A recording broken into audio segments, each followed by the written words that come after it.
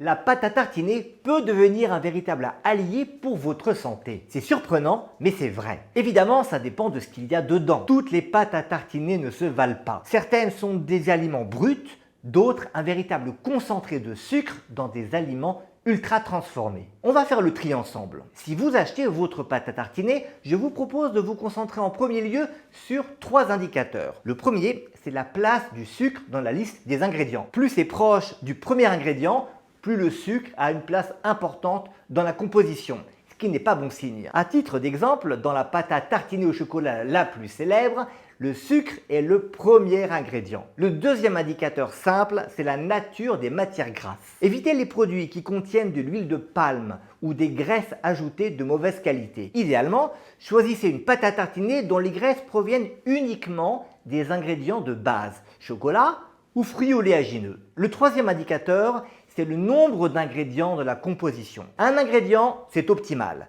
2 à 5, c'est variable, mais ça peut être pas mal. À partir de 6 ingrédients, on est généralement dans la catégorie des aliments ultra transformés, donc à éviter. Si vous voulez aller plus loin, je vous propose de regarder les chiffres de la teneur en certains nutriments. Premièrement, l'apport en sucre. Je vous propose de privilégier les pâtes à tartiner avec un apport inférieur à 15 grammes pour 100 grammes. Deuxièmement, la teneur en matières grasses ou acides gras saturés. Privilégiez les pâtes à tartiner qui en contiennent moins de 12 grammes pour 100 grammes. Regardez aussi l'apport en fibres. Au-dessus de 5 grammes pour 100 grammes, c'est pas mal. Et l'apport en protéines, préférez les pâtes avec plus de 20% de protéines. Alors en pratique, les meilleures pâtes à tartiner sur le plan de la qualité nutritionnelle, ce sont certainement les purées d'oléagineux, amandes, noix, noisettes, noix de pécan ou encore cacahuètes. Elles ont en tout et pour tout un seul ingrédient, le fruit. Attention à ce qui est vendu sous l'appellation beurre de cacahuète.